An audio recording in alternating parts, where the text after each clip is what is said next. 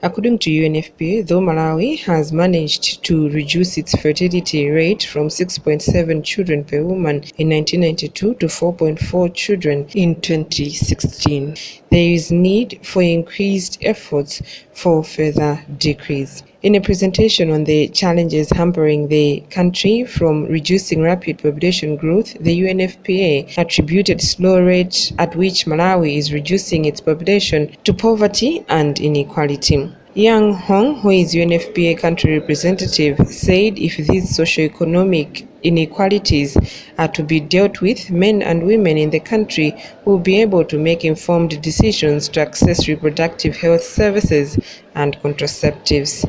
Hong said the strain of resources the country is experiencing, government should strengthen community structures to support completion of education for the country's children to have a generation that is conversant with the need to delay childbearing as well as increase awareness on family planning.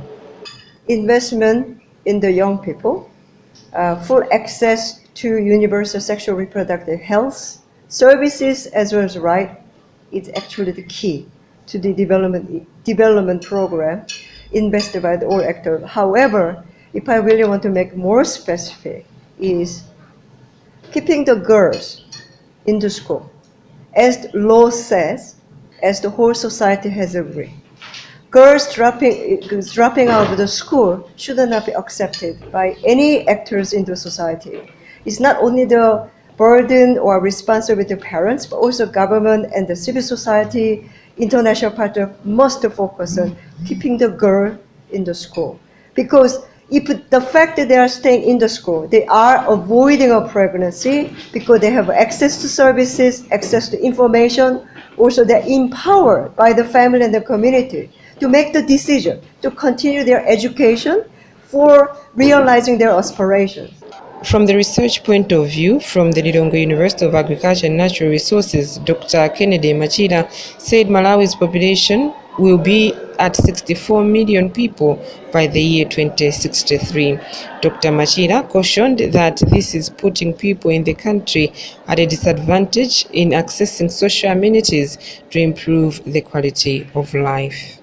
The number of schools that we have will not be adequate, looking into consideration that 63 million with the size of Malawi, which is very small, and at the same time, jobs, even in terms of food, it means that we shall be able to have more challenges to have food which can feed the 64 million people.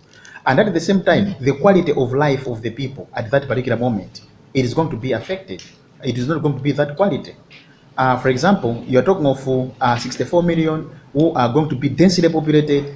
It means there will be so many diseases there, so many struggle for resources. As a result, we are going to have a Malawi that is not going to be a healthy Malawi, but maybe a Malawi full of morbidity, which can be a challenge towards socio-economic development of that. Alluding to these sentiments, Director General at the National Planning Commission, Thomas Muntali, said if Malawi is to attain middle income status, there is need to invest in developing the human capital and reducing its fertility rate. So I think the issues are a number. One of them is really to look at how do we make sure that especially the girl child is given the education. Because that helps in two things. First, the more educated our youth, especially the girl child, are, the better informed choices they'll be able to make. But at the same time, it gives them time to delay in terms of the starting point of having children. So by the time they would be having children and even stopping having children, they would have a few that are healthy children. And so those are some of the things that we need to do. And in that case, it goes with making sure that there is a sensitization around the importance of the quality population to all the masses, especially those in the rural areas.